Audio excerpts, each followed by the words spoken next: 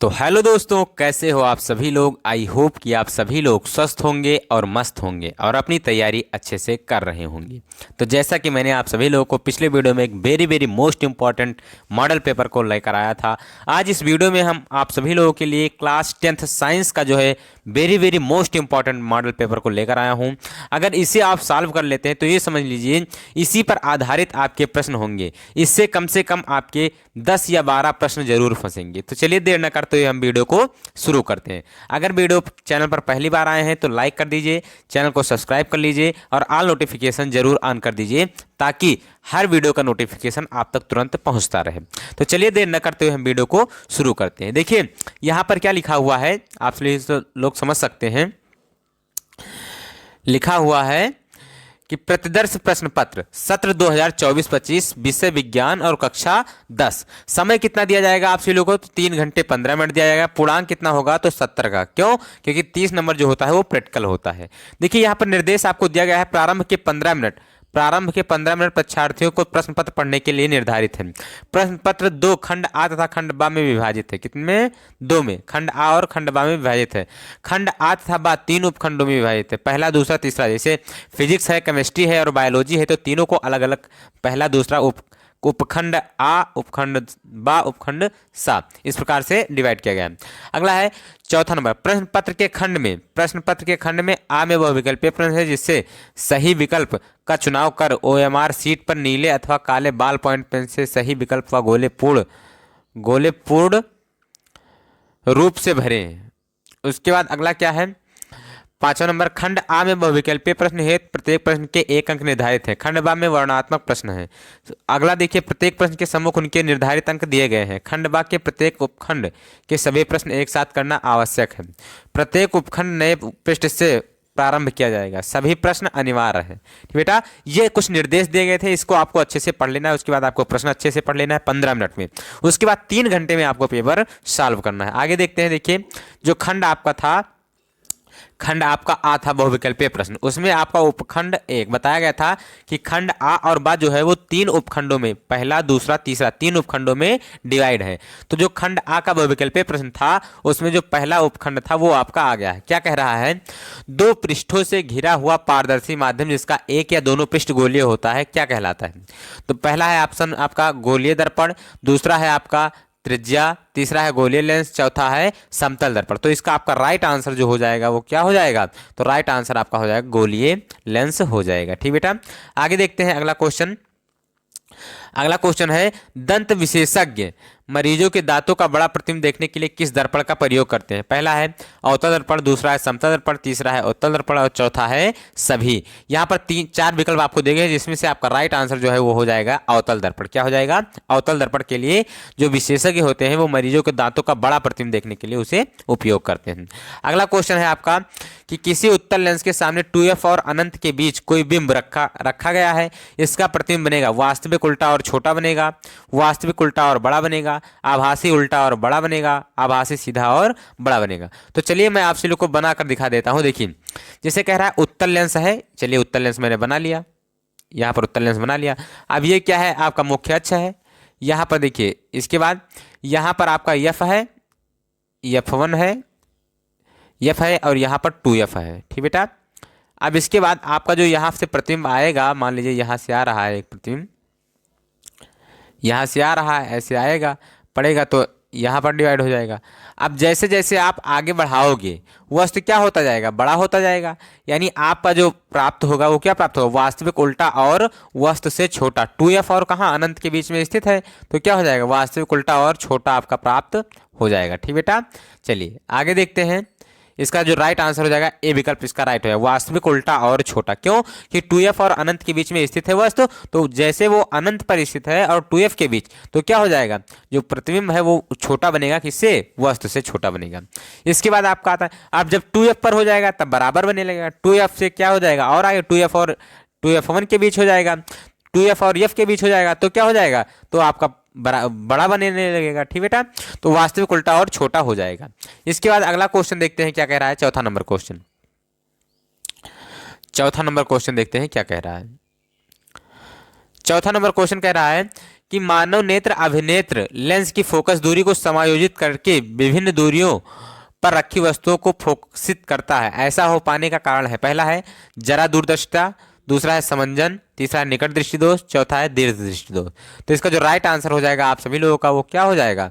तो right answer इसका हो जाएगा बी, यानी आपका समंजन हो जाएगा। ठीक बेटा, अगला देखिए क्वेश्चन क्या कह रहा है। देखिए ये जो प्रश्न है ये वेरी वेरी मोस्ट इंपॉर्टेंट प्रश्न है, इसको आपको अच्छे से तैयार करना है, क्योंकि इस प्रकार के प्रश्न को कहा जाता है कूट प्रश्न। क्या कहा जाता है? कूट प्रश्न। और ऐसे प्रश्न जरूर पूछे जाते हैं। इस बार जो यूपीएमएसपी का जो वेबसाइट है उन्होंने ये क्वेश्चन बनाया है, तो ये प्रश्न जो है आपको जरूर देखने को मिलेंगे, इस टाइप के प्रश्न। तो देखिए यहाँ पर कॉलम ए में दी गई राशियों को सुमेलन कॉलम बी में दिए गए एसआई मात्रकों से कर सही विकल्प चुनिए। तो बताइए विभवांतर का जो मात्रक होता है वो क्या होता है? तो विभवांतर का मात्रक ओल्ट होता है, यानी पहला का चौथा से। पहला का चौथा से, तो पहला का चौथा से देखिए ए विकल्प में है और डी विकल्प में है, दो में है, यानी बी और सी ये तो नहीं होगा, ये इसका काम खत्म हो जाएगा। अब उसके बाद देखिए विद्युत धारा का जो है वो एम्पियर, यानी दूसरा का जो है वो पहला से। विद्युत धारा का मात्रक एम्पियर। विद्युत शक्ति का मात्रक क्या होता है? तो वाट होता है। और प्रतिरोध का मात्रक क्या होता है? ओम होता है। यानी पहला का चौथा, दूसरा का पहला। देखिए यहाँ पर ये भी गलत हो जाएगा क्योंकि दूसरा का यहाँ दूसरा दिया हुआ है, तो दूसरा का पहला, यानी डी विकल्प आपका राइट हो जाएगा। ठीक बेटा, तो इस प्रकार से आपको लगाना है और मिस नहीं करना है। इसके बाद आता है अगला क्वेश्चन, ये नंबर वो क्या कह रहा है? दो चालक तार जिनके पदार्थ की लंबाई तथा व्यास समान है किसी विद्युत परिपथ में पहले श्रेणी क्रम में, किस क्रम में? श्रेणी क्रम में। उसके बाद किस क्रम में? तो और फिर पासर क्रम में संयोजित किए जाते हैं। श्रेणी क्रम तथा पासर क्रम संयोजन में उत्पन्न ऊष्माओं का अनुपात क्या होगा? तो इसका जो आपका राइट आंसर हो जाएगा वो सी विकल्प आपका राइट हो जाएगा। इसमें पहला जो आपका विकल्प था 1.1:2, दूसरा 2:1, तीसरा 1:4, चौथा 4:1। तो इसका जो आपका राइट आंसर हो जाएगा वो 1:4, यानी सी विकल्प आपका राइट हो जाएगा। इसके बाद अगला क्वेश्चन आता है। अगला क्वेश्चन देखिए क्या कह रहा है। अगला क्वेश्चन जो कह रहा है वो कह रहा है किसी विद्युत धारावाही सीधी लंबी परिनालिका के भीतर चुंबकीय क्षेत्र शून्य होता है, इसके सिरे की ओर जाने पर घटता है, इसके सिरों की ओर जाने पर बढ़ता है, सभी बिंदुओं पर समान रहता है। तो इसका जो आपका राइट आंसर हो जाएगा वो डी विकल्प सही हो जाएगा, यानी सभी बिंदुओं पर समान रहता है। जो आपका धारावाही परिनालिका होगा उसके भीतर जो चुंबकीय क्षेत्र होगा वो समान होगा। इसके बाद हम आ जाते हैं उपखंड दूसरे। किस पर? उपखंड दूसरे पर आ जाते हैं, जैसा मैंने आप लोग को बताया था। इसमें आपको 6 क्वेश्चन मिलेंगे खंड दूसरे में, उपखंड दूसरे में। क्यों? क्योंकि ये जो है वो केमिस्ट्री का है। अभी तक फिजिक्स का मैंने देखा था 7 क्वेश्चन था, उसके बाद 6 आपको केमिस्ट्री के मिलेंगे और 7 आपको बायोलॉजी के मिलेंगे। देखिए बेंजीन का संरचनात्मक सूत्र है, बताइए इसमें कौन सा विकल्प सही हो जाएगा? बेंजीन का संरचनात्मक सूत्र है, कौन सा राइट विकल्प हो जाएगा? तो यहाँ पर देखिए एकांतर पर डबल बॉन्ड कहाँ पर लगा हुआ है? तो यहाँ सी विकल्प पर एकांतर पर डबल बॉन्ड लगा हुआ है और सभी कार्बन से एच परमाणु जुड़े हुए हैं, ये आपका राइट आंसर हो जाएगा। इसके बाद आगे देखते हैं अगले पेज पर। अगला जो क्वेश्चन कह रहा है वो क्या कह रहा है? देखिए यानी सी आपका राइट आंसर हो जाएगा, सी। ठीक बेटा, 8वें का सी हो जाएगा आपका राइट आंसर। इसके बाद आगे देखते हैं निम्नलिखित में से सजातीय श्रेणी है, बताइए निम्नलिखित में से सजातीय श्रेणी है 9 नंबर क्वेश्चन का। पहला है CH4 C2H6, दूसरा है CH3OH CH3। तो देखिए सजातीय श्रेणी अगर आपको देखना है तो आपको क्या क्या देखना चाहिए?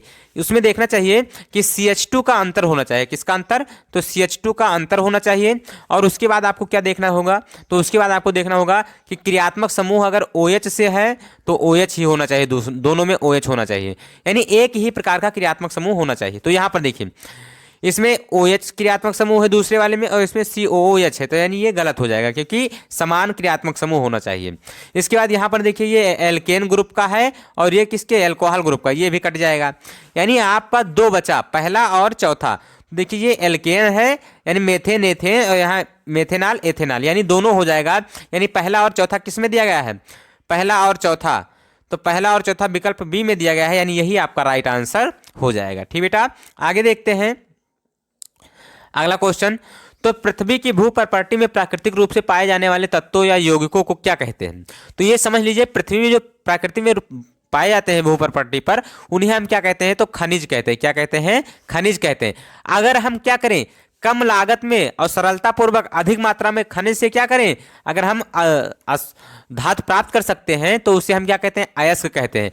अयस्क में उपस्थित अशुद्धियों को क्या कहते हैं, गैंग कहते हैं। उसके बाद जो अशुद्धियों को अलग करने के बाद जो प्राप्त होता है उसे हम क्या कहते हैं, शुद्ध धातु कहते हैं। ठीक बेटा, तो सबका मैंने बता दिया, लेकिन इसमें आपका राइट जो हो जाएगा वो क्या हो जाएगा, खनिज हो जाएगा, क्योंकि खनिज आपसे पूछा गया था।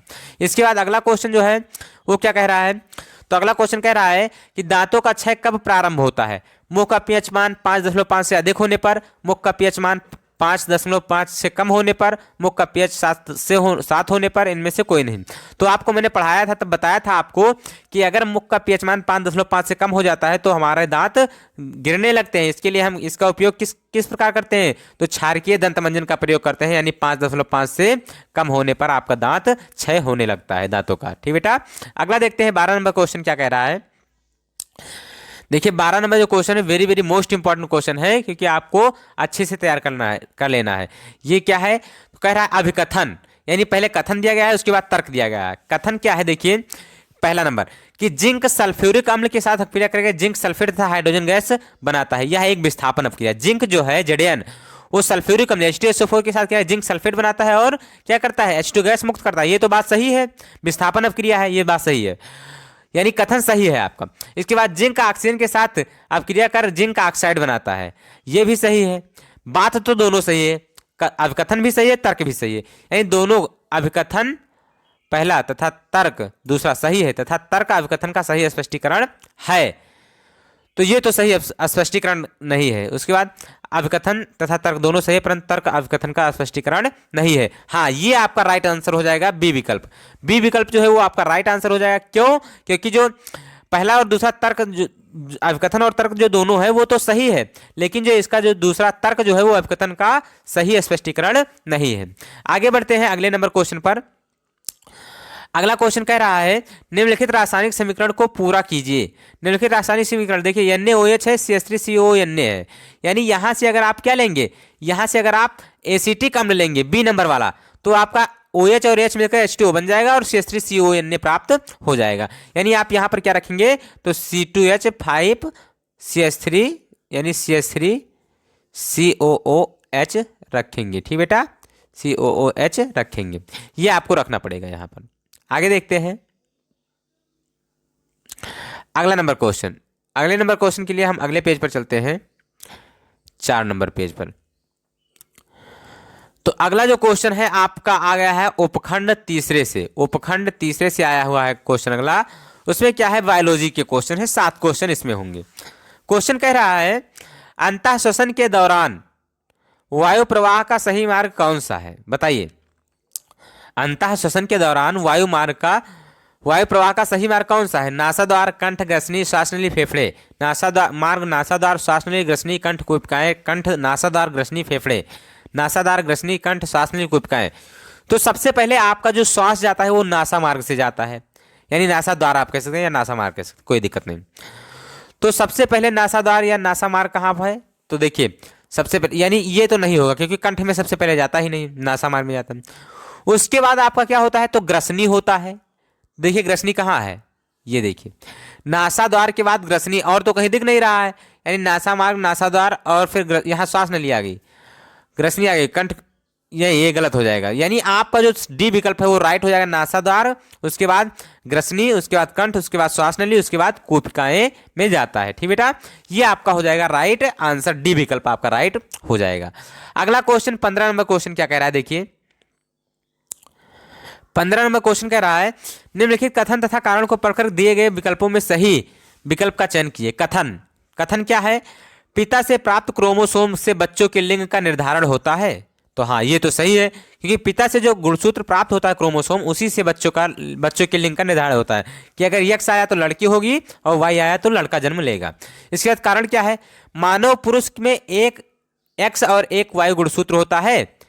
तो हाँ, बिल्कुल सही बताया, दोनों कथन सही है और इसका ये जो स्पष्टीकरण भी है वो भी सही है। क्यों, क्योंकि अगर एक X और एक Y नहीं होता तो क्या होता, अगर नहीं होता तो जो लिंग निर्धारण है वो नहीं होता पिता से। ठीक बेटा, तो यहाँ पर क्या हो जाएगा, कथन और कारण दोनों सत्य है और कारण कथन का सही व्याख्या करता है, यही आपका राइट आंसर हो जाएगा, क्योंकि सही व्याख्या करता है कारण कथन का। अगर X और Y गुणसूत्र अलग अलग ना होता तो उसका लिंग निर्धारण नहीं होता। इसके बाद आगे देखते हैं अगला नंबर क्वेश्चन, 6वां नंबर क्वेश्चन क्या कह रहा है, देखिए कह रहा है कि विद्युत आवेग के प्रवाह की सही दिशा कौन सी है, बताइए। सही दिशा, तीर आपको तो दिख ही रहा होगा, तीर देखिए, मैं जूम करके दिखा दे रहा हूं, तीर तो आपको दिख ही रहा होगा।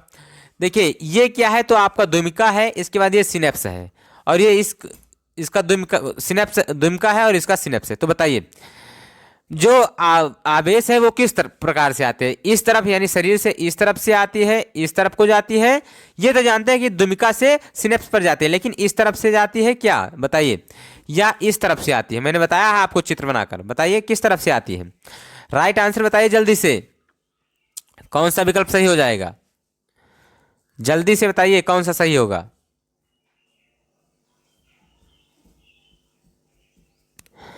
बताइए कहां से, बताइए द्विमिका से सिनेप्स पर आती है या फिर सिनेप्स से द्विमिका पर जाती है, बताइए राइट आंसर कौन सा होगा। तो आपका जो राइट आंसर हो जाएगा वो सी विकल्प सही हो जाएगा। क्यों, क्योंकि आपका जो द्विमिका है, द्विमिका से कहां पर जाना है, सिनेप्स पर जाना है, ना कि आपको कहां पर जाना है, द्विमिका से सिनेप्स से आपको द्विमिका पर जाना है, ना कि द्विमिका से सिनेप्स पर जाना है। ठीक बेटा, तो आपका सी विकल्प जो है वो राइट हो जाएगा। कौन सा विकल्प, सी वाला विकल्प जो है, ये वाला विकल्प वो राइट हो जाएगा, सी नंबर विकल्प।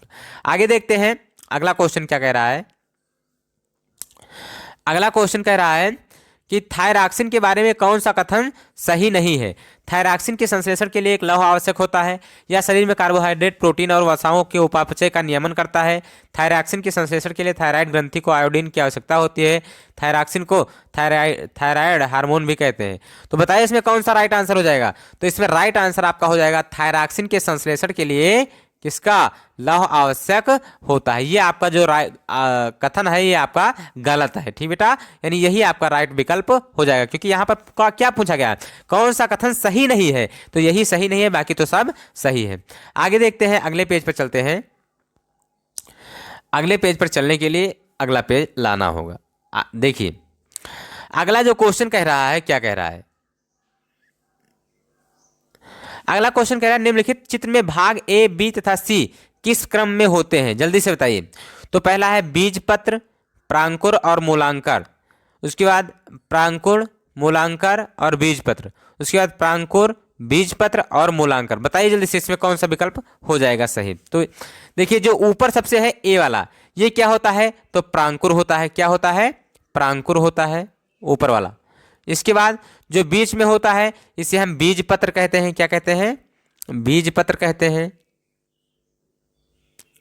इसके बाद आपका जो है तीसरा नंबर, सी नंबर, वो क्या कहता है, तो मूलांकुर। क्या कहलाता है, मूलांकुर। ठीक बेटा, मूलांकुर ये कहलाएगा। तो यानी आप देखिए इसका सीरियल कहाँ है, तो बीज प्रांकुर, बीज पत्र, मूलांकर कहाँ है, तो सी विकल्प में है आपका राइट आंसर, यही हो जाएगा। ठीक बेटा, आगे देखते हैं अगला क्वेश्चन। अगला क्वेश्चन जो है वो क्या कह रहा है कि जनन की अलैंगिक विधि से उत्पन्न संतति में परस्पर अधिक समानता होती है, क्योंकि अलैंगिक जनन में ही केवल एक जनक भाग लेता है। अलैंगिक जनन में युग्मक शामिल नहीं होते हैं। अलैंगिक जनन लैंगिक जनन से पहले होता है। अलैंगिक जनन लैंगिक जनन के बाद होता है। बताइए इसमें क्या कह रहा है, उत्पन्न संतति में परस्पर अधिक समानता होती है, क्योंकि इसमें क्या होता है, केवल एक जनक भाग लेते हैं, सही बात है। उसके बाद अलैंगिक जनन में युग्मक शामिल नहीं होते, सही बात।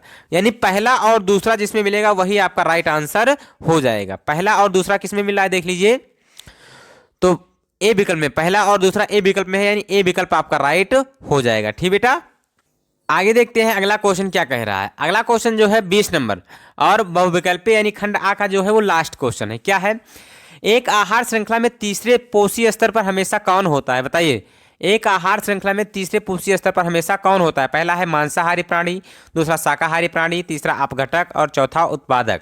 तो बताइए इसमें तीसरे स्थान पोषी स्तर पर हमेशा कौन रहता है। तो मांसाहारी प्राणी जो होता है वो तीसरे स्तर पर हमेशा रहता है। उत्पादक जो होता है वो पहले स्तर पर होता है। किस कौन स्तर पर, पहले स्तर पर। तो याद रखिएगा इस प्रकार से जितने भी आपके बहुविकल्पीय प्रश्न थे वो आपके कंप्लीट होते हैं। कितने, जितने भी बहुविकल्पीय थे वो आपके कंप्लीट हो गए। आगे देखते हैं हम अगले पेज पर, जो खंड बा का वर्णनात्मक प्रश्न है वो क्या है। बताइए जो खंड बा का वर्णनात्मक प्रश्न है वो क्या है, बोलिए। तो मैं आप सभी लोगों को बता दूं, देखिए पहला जो प्रश्न है खंड बा वर्णनात्मक प्रश्न के उपखंड पहले में, यानी फिजिक्स में से, भौतिक विज्ञान में से पहला प्रश्न है वो क्या है, दृष्टि दोष किसे कहते हैं, यह कितने प्रकार का होता है। 2 नंबर के हैं, दृष्टि दोष किसे कहते हैं या कितने प्रकार का होता है। दूसरा है, हमें आकाश में इंद्रधनुष केवल वर्षा के पश्चात ही क्यों दिखाई देता है। 2-2 नंबर के दोनों प्रश्न हैं। तो बताइए दृष्टि दोष किसे कहते हैं। तो नेत्र का वह दोष जिसमें कोई वस्तु स्पष्ट नहीं दिखाई देता है क्या कहलाता है, दृष्टि दोष कहलाता है। ये 6 प्रकार के होते हैं। कौन कौन से होते हैं, तो निकट दृष्टि दोष, दूर दृष्टि दोष, उसके बाद मोतियाबिंद होता है, जरा दूरदर्शिता होता है, और वर्णांधता होता है, और अबिंदुकता होता है। ठीक बेटा, 6 प्रकार के दोष होते हैं। हमें आकाश में इंद्रधनुष केवल वर्षा के पश्चात ही क्यों दिखाई देता है। तो बताइए, हमें इंद्रधनुष जो होता है वर्षा के पश्चात इसलिए दिखाई देता है क्योंकि वर्षा की बूंदें जो होती हैं वो वायुमंडल में रुक जाती हैं, जिससे क्या होता है, सूर्य का प्रकाश जब आता है तो वायुमंडल जो वर्षा की बूंदें होते हैं वो प्रिज्म की भांति कार्य करते हैं। वर्षा की बूंदों से गुजरने वाला सूर्य का प्रकाश, श्वेत प्रकाश जो होता है वो प्रिज्म की भांति, बूंदे प्रिज्म की भांति व्यवहार करते हैं। इसलिए जो श्वेत प्रकाश आता है वो कई रंगों में, अपने अवयवी रंगों में विभक्त हो जाता है, जिस कारण क्या होता है, वर्षा के पश्चात में इंद्रधनुष दिखाई देता है। ठीक बेटा, ये आप लिख देंगे।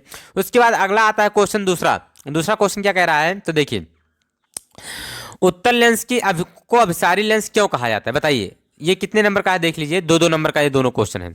उत्तल लेंस को अभिसारी लेंस क्यों कहा जाता है। तो आपसे लोग उत्तल लेंस जो होता है वो क्या करता है, प्रकाश की किरणों को क्या कर देता है, बटोर देता है, यानी एक बिंदु पर एकत्रित करता है। जैसे देखिए यहाँ पर मैं बता रहा हूँ आप लोग को, ये उत्तल लेंस है, ये मुख्य अक्ष है। यहाँ से देखिए आने वाले प्रकाश की किरणें जो है ये क्या कर देता है, अपवर्तन के पश्चात इसे एक बिंदु पर एकत्रित कर देता है। तो अगर कोई लेंस किसी सभी प्रकाश किरणों को एक बिंदु पर इकट्ठा करता है तो उसे अभिसारी लेंस, अगर क्या करता है, फैलाता है, तो उसे अपसारी लेंस कहते हैं। ठीक बेटा, तो यहाँ पर क्या कहा था, उत्तल लेंस को क्या कहा था, उत्तल लेंस को अभिसारी लेंस क्यों कहा जाता है। तो उत्तल लेंस को अभिसारी लेंस इसलिए कहा जाता है क्योंकि यह आने वाले प्रकाश की किरणों को किसी एक बिंदु पर एकत्रित कर देता है। ठीक बेटा, ये आप लिख दें, 2 नंबर आपके कंप्लीट हो जाएंगे।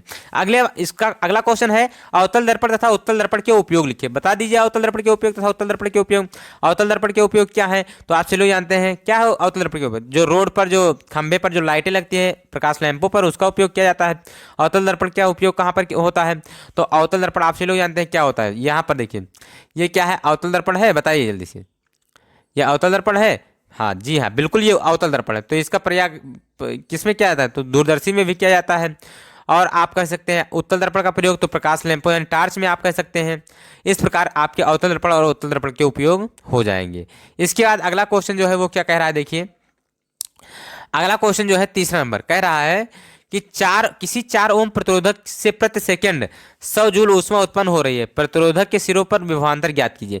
न्यूमेरिकल आपको लगाना है, आपको मैं फार्मूला बता दे रहा हूँ, बिल्कुल इजी है न्यूमेरिकल, आपको बिल्कुल आसान है, आपको अच्छे से लगा लेना है। क्या है फार्मूला, तो आपको ओम दिया गया है और क्या दिया गया है, टी दिया गया है, यानी एच आपको क्या कहते हैं ना, विभवांतर, यानी क्या हो जाएगा, डब्लू बराबर ऊष्मा दिया गया है ना आपको, तो आप लिख सकते हैं एच बराबर, एच लिखिए या वो कुछ भी लिख दिए, एच बराबर क्या होता है, बी स्क्वायर आर बटा टी। यही आपको फार्मूला लगा देना है, बी स्क्वायर आर बटे टी फार्मूला लगा देना है। आपका आंसर क्या हो जाएगा, तो बी स्क्वायर आपको ज्ञात करना है, यानी एच का मान आपको 100 दिया गया है, आर का मान आपको 4 दिया गया है, तो 100 गुणे 4, यानी मैं आप लोगों को बता दूं, एक पेज लेकर बता दे रहा हूं। देखिए आर का मान आपको दिया गया था कितना, तो आर का मान आपको दिया गया था 4 ओम, और फिर एच का मान आपको दिया गया था कितना, तो एच का मान आपको दिया गया था 100 जूल। कितना, 100 जूल दिया गया था ना, उत्पन्न ऊष्मा 100 जूल, यानी एच नहीं, आपको किसका मान दिया गया था, डब्लू का मान।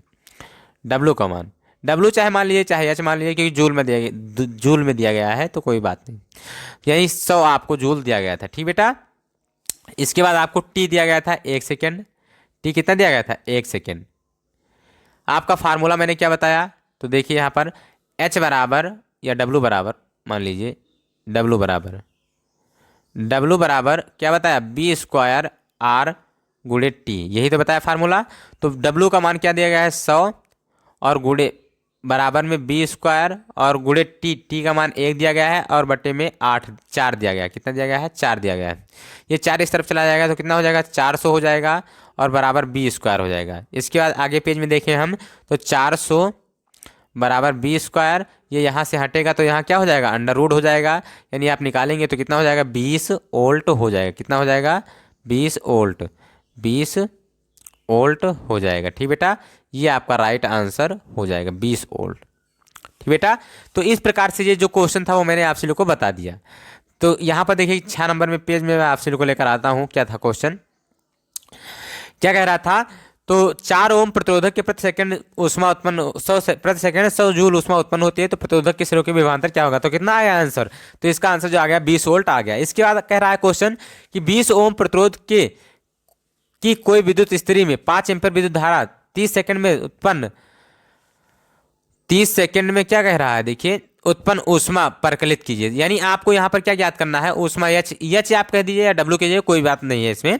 तो आर बराबर आपको दिया गया है 20 ओम, धारा बराबर आपको दिया गया है 5 एम्पियर और टी बराबर दिया गया है। यानी आपका डब्ल्यू बराबर क्या हो जाएगा, आई स्क्वायर आर टी हो जाएगा। क्या हो जाएगा, डब्ल्यू बराबर आप कहिए या वी बराबर कहिए, क्या हो जाएगा, डब्ल्यू बराबर आई स्क्वायर आर टी। ये फार्मूला आप लगा दीजिए, आपका राइट आंसर आ जाएगा। ठीक बेटा, आगे देखते हैं अगला क्वेश्चन क्या कह रहा है। अगला क्वेश्चन देखते हैं क्या कह रहा है। तो अगले क्वेश्चन के लिए हम अगले पेज पर नहीं चलेंगे, इसी पेज पर रहेंगे। चौथा नंबर प्रश्न, तो कितने नंबर, 2 2 4 नंबर यहाँ भी आपके कंप्लीट हो जाएंगे। इसके बाद 2 चुंबकीय क्षेत्र रेखाएं एक दूसरे को परिच्छेद क्यों नहीं करती हैं, इसको आपको लिखना है। कितने नंबर का है ये क्वेश्चन, तो 2 नंबर का है। तो बताइए, तो आपको लिख देना है कि 2 चुंबकीय क्षेत्र एक दूसरे को परिच्छेद इसलिए नहीं करते हैं क्योंकि जब ये एक दूसरे को परिच्छेद करेंगे तो इनके कटान बिंदु पर 2 चुंबकीय क्षेत्र प्रदर्शित होना चाहिए, जो कि संभव नहीं है। 2 नंबर आपके कंप्लीट हो गए। आप क्या लिखेंगे कि 2 चुंबकीय क्षेत्र एक दूसरे को परिच्छेद एक ही बिंदु पर परिच्छेद इसलिए नहीं करती हैं क्योंकि इनके कटान बिंदु पर 2 चुंबकीय क्षेत्र की दिशा हो जाए प्रदर्शित होंगी, जो कि संभव नहीं है। अगला है चुंबकीय क्षेत्र रेखाओं के गुणों को लिखिए। तो चुंबकीय क्षेत्र रेखाओं के गुणों को लिख दीजिए आप लोग कि चुंबकीय क्षेत्र रेखाएं क्या होती हैं, ऋण सिरे से निकलकर ऋण सिरे से निकलकर धन सिरे में प्रवेश कर जाती हैं। चुंबकीय क्षेत्र रेखाएं अगर पास पास हैं तो चुंबकीय क्षेत्र प्रबल, दूर दूर है तो चुंबकीय क्षेत्र दुर्बल होगा। इसके बाद आप लिख दीजिए कि चुंबकीय क्षेत्र रेखाएं एक दूसरे को कभी नहीं काटती हैं, हो गए आपके गुण।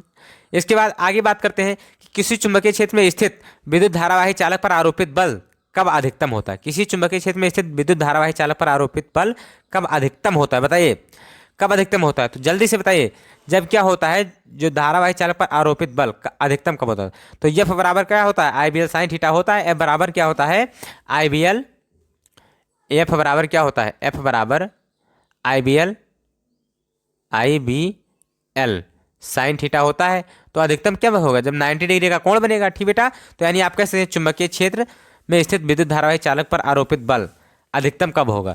तो धारा और क्या हो जाए, धारा जो है और धारा और चुंबकीय क्षेत्र के बीच का जो कोण हो वो 90 डिग्री अगर हो जाता है तो क्या हो जाएगा, जो बल होगा वो क्या हो जाए, अधिकतम प्राप्त होगा। यानी धारा और चुंबकीय क्षेत्र के बीच का दिशा जो होगा वो अगर 90 डिग्री हो जाता है तो अधिक जो बल आपका प्राप्त होगा वो अधिकतम बल प्राप्त होगा। ठीक बेटा, आगे देखते हैं अगले पेज पर क्या कह रहा है। अगला क्वेश्चन क्या कह रहा है, अथवा में दिया गया है कि फ्यूज तार विद्युत साधारित्रों का बचाव किस प्रकार करता है।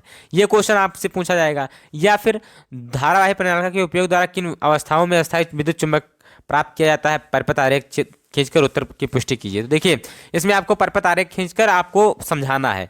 और फ्यूज तार विद्युत साधारित्रों का बचाव किस प्रकार करता है, तो मैं आप लोगों को बता दूं कि देखिए फ्यूज तार जो होता है उसका गलनांक बहुत कम होता है। क्या होता है, गलनांक बहुत कम होता है।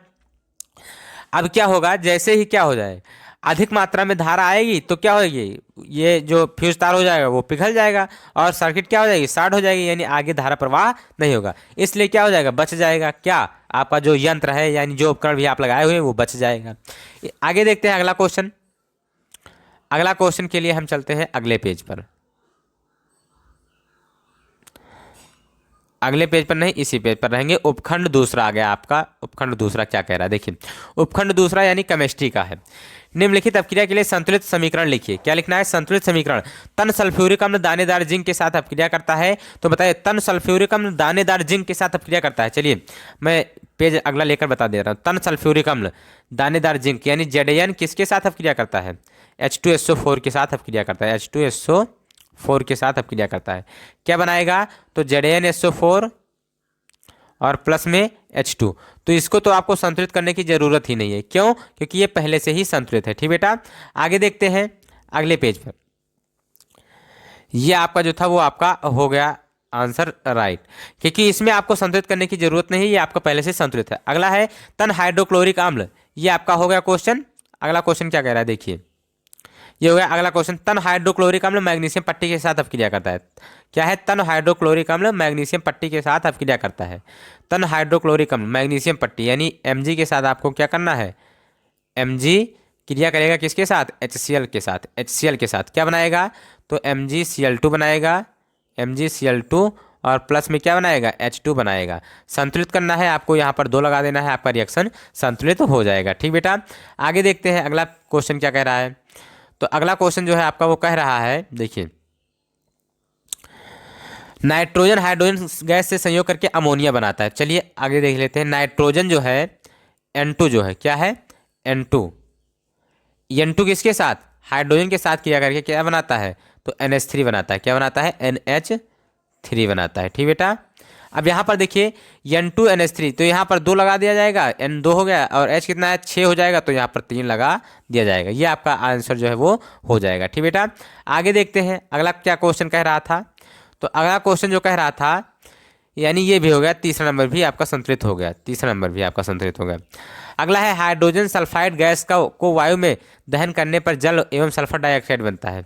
हाइड्रोजन सल्फाइड गैस को वायु में दहन करने पर, यानी H2S और क्या लेना है आपको? H2S लेना है और प्लस में क्या लेना है आपको? H2S और प्लस में आपको O2 लेना है, वायु में दहन करना है। तो क्या बनता है? तो जल बनता है, H2O बनता है और प्लस में क्या बनता है? सल्फर बनता है। तो संतुलित करना है, यहाँ पर आपको 2 लगाना होगा। अब यहाँ पर EH कितना हो गया? 4 हो गया, तो यहाँ पर आपको 2 लगाना होगा, यहाँ पर भी आपको 2 लगा देना होगा। ठीक बेटा, ये आपका हो जाएगा चारों विकल्प आपके सही, यानी चारों विकल्प जो थे वो मैंने आप सभी को बता दिया। आगे देखते हैं अगला क्वेश्चन क्या है। निम्नलिखित का कारण बताइए। प्लेटिनम, सोना एवं चांदी का उपयोग आभूषण बनाने के लिए किया जाता है। बताइए, इसमें से आपको कारण बताना है। 2-2 नंबर के क्वेश्चन। निष्कर्षण प्रक्रम में कार्बोनेट एवं सल्फाइड गैस को ऑक्साइड में परिवर्तित किया जाता है, किस विधि द्वारा किया जाता है आपको बताना है। आगे है प्रश्न नंबर 7वां। प्रश्न नंबर 7वां क्या कह रहा है, देख लीजिए। 7वां जो है सहसंयोजी आबंध किसे कहते हैं? सहसंयोजी आबंध के 2 लक्षणों को लिखिए। यानी सहसंयोजी आबंध किसे कहते हैं? तो क्या करना है, जब 2 परमाणु आपस में क्या करते हैं? साझा करके बांध बनाते हैं, तो उसे क्या कहते हैं? सहसंयोजी बंध कहते हैं। यानी आप कह सकते हैं कि जब दोनों परमाणु के बीच इलेक्ट्रॉनों के आदान प्रदान यानी साझा करने से जो बंध प्राप्त होता है उसे क्या कहते हैं? सहसंयोजी बंध कहते हैं। आगे है निम्नलिखित यौगिकों के आईपीएसी नाम लिखना है। तो यहाँ पर पहला क्या दिया है? CH3 CH2 CHO। तो ये क्या हो जाएगा? इसका आईपीएसी नाम हो जाएगा प्रोपेनल। क्या हो जाएगा? प्रोपेनल। इसके बाद दिया है CH3 CO CH3, तो यह इसका क्या हो जाएगा? तो प्रोपेनोन। क्या हो जाएगा? प्रोपेनोन 2 हो जाएगा। क्या हो जाएगा? प्रोपेनोन 2 हो जाएगा। ठीक बेटा, आगे है कठोर जल को साबुन से उपचारित करने पर झाग के निर्माण को समझाइए। ये भी आपको अच्छे से समझाना, 6 नंबर में है। 6 नंबर में है और कई क्वेश्चन है इसके साथ, मैं अभी आप सभी लोग को दिखाता हूँ। समझाना है आपको किसके साथ? देखिए आगे देखिए, 6 नंबर में वो क्वेश्चन था, आपको अच्छे से समझा देना है। आगे क्वेश्चन ये है, चाहे आप वो लिख दीजिए चाहे आप ये लिख दीजिए, 2 में से एक आपको लिखना है। निम्नलिखित पर टिप्पणी लिखिए। विकृत गंधिता क्या होता है? रेडाक्स अपक्रिया क्या होता है? एस्टिकरण अपक्रिया। तो विकृत गंधिता आप सभी लोग को मैंने बताया है कि जब क्या करते हैं हम कि तेलीय या वसायुक्त खाद्य सामग्री को लंबे समय तक रखते हैं तो उसके स्वाद या गंध में क्या हो जाता है? परिवर्तन हो जाता है, जिस घटना को हम क्या कहते हैं? जिससे वो क्या विकृत गंध हो जाते हैं और यह घटना क्या कहलाती है? विकृत गंधिता कहलाती है। इसके बचाव के लिए हम क्या करते हैं? तो इसके बचाव के लिए हम जो तेलीय या वसायुक्त खाद्य सामग्री होता है उसके पैकेटों में वायुरोधी यानी नाइट्रोजन गैस भरकर उसे वायुरोधी कर दिया जाता है। ये आपको लिख देना है पहला। 2 नंबर ये आपका हो जाएगा। इसके बाद आपको क्या करना है? रेडाक्स अपक्रिया। तो वह रासायनिक अपक्रिया जिसमें ऑक्सीकरण व अपचयन अपक्रिया दोनों साथ साथ होती है, रेडाक्स अपक्रिया कहलाती है। ये भी आपका हो जाएगा। एस्टिकरण अपक्रिया, तो आप क्या लिखेंगे? जब अल्कोहल की क्रिया एसिटिक अम्ल से जब अल्कोहल की क्रिया कार्बोक्सिलिक अम्ल से कराते हैं तो एस्टर प्राप्त होता है और यह अपक्रिया क्या कहलाती है? एस्टिकरण अपक्रिया कहलाती है। दोनों को आपको रिएक्शन दे देना है। ठीक बेटा, आगे देखते हैं उपखंड गा। उपखंड तीसरे में आपको देखना है। देखिए तीसरे में बायोलॉजी आ गया। जैव निम्नीकरण और गैर जैव निम्नीकरण पदार्थों के बीच अंतर बताइए और इनके उदाहरण भी दीजिए। ये आपको लिखना है। 2-2 4 नंबर के हो जाएंगे। इसके बाद निम्नलिखित चित्र में अंतःस्रावी ग्रंथि, निम्नलिखित चित्र में अंतःस्रावी ग्रंथियों के नामांकित चित्र बताइए। नामांकित चित्र, अंतःस्रावी ग्रंथियों को आपको नामांकित चित्र बताना है। इसके बाद अगला क्वेश्चन है निम्नलिखित गद्यांश को पढ़कर प्रश्नों के उत्तर दीजिए। चलिए गद्यांश को पढ़ लेते हैं। इसकी व्याख्या इस तथ्य में निहित है कि मानव के सभी गुणसूत्र पूर्ण रूपेण युग्म नहीं होते। मानव में अधिकतर गुणसूत्र माता और पिता के गुणसूत्रों के प्रतिरूप होते हैं। इनकी संख्या 22 जोड़े हैं, परंतु एक युग्म जिसे लिंग गुणसूत्र कहते हैं जो सदा पूर्ण जोड़े में नहीं होते। स्त्री में गुणसूत्र का पूर्ण युग्म होता है तथा दोनों यक्ष कहलाते हैं, लेकिन पुरुष में नर में यह जोड़ा पूर्ण जोड़ा नहीं होता है, जिसमें एक गुणसूत्र सामान्य आकार का यक्ष तथा होता है और दूसरा गुणसूत्र छोटा होता है, जिसे वायु गुणसूत्र कहते हैं। अतः स्त्रियों में यक्ष यक्ष तथा पुरुषों में यक्ष वायु गुणसूत्र होते हैं। क्या अब हम यक्ष और वायु वंशानुगत पैटर्न पता कर सकते हैं? लिंग निर्धारण वंशानुगत कैसे हो सकता है? तो आप सभी लोग बताइए, आप सभी लोग को बता दी, आप सभी लोग बताइए इसमें लिखना क्या है आपको। देखिए, आपको लिखना है कि मनुष्य में 23 जोड़े गुणसूत्र पाए जाते हैं, यानी 46 गुणसूत्रों की संख्या पाई जाती है, जिसमें से 22 जोड़ी नर व पुरुष व स्त्री, नर व मादा दोनों में समान होता है, जबकि 23वां जोड़ा जो होता है वो भिन्न भिन्न होता है। स्त्री में 23वां जोड़ा जो यक्ष यक्ष होता है और पुरुष में जो होता है वो यक्ष वाई होता है।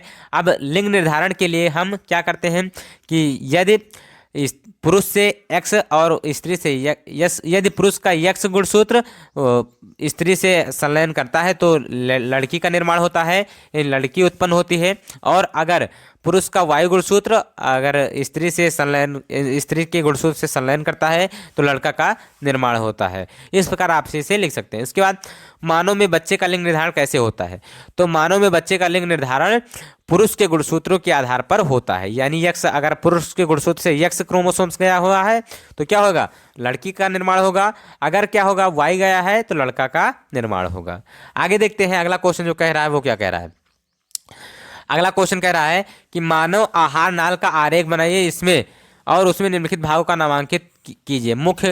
मुख ग्रसिका अमाशय छोटी आंत, यानी आपको आहार नाल का चित्र बनाना है, 6 नंबर का है, और उसको क्या करना है? निम्नलिखित भागों को नामांकित कीजिए, यानी नाम से उसको दर्शाना भी है। या तो आप ये बनाइए, या तो आपको एक और ऑप्शन है, क्या है कि स्त्री केसर का स्वच्छ एवं नामांकित आरेख बनाइए तथा इसमें पराग नली की वृद्धि और बीजांड में प्रवेश करते हुए दिखाइए। यानी स्त्री केसर का आपका स्वच्छ क्या बनाना है? नामांकित चित्र, जो मैंने आप सभी को बताया था इस प्रकार से। किस प्रकार से? कि ऐसे था, फिर ऐसे होकर ऐसे आया था ना, उस वीडियो में बताया था मैं आपसे क्लास 12 बायोलॉजी वाले में। इस प्रकार आपको बताना है यहाँ पर क्या होता है, अंडाशय होता है, ये सब आपको बताना है अच्छे से, चित्र से, नामांकित चित्र द्वारा यानी कहा गया है, यानी आपको चित्र सहित उसको अच्छे से दर्शाना है। आगे देखते हैं अगला क्वेश्चन क्या कह रहा है। तो अगला क्वेश्चन के लिए हम चलते हैं अगले पेज पर, 15 नंबर पेज पर। तो 15 नंबर पेज में तो कुछ नहीं है, यानी 11 ही क्वेश्चन थे आपके। कितने थे? 11 ही क्वेश्चन आपके थे जो आपको सॉल्व करना था। ठीक बेटा, अब हम मिलते हैं नेक्स्ट वीडियो में मज़ेदार एवं धमाकेदार वीडियो के साथ। तब तक के लिए जय हिंद, love you, bye bye, take care.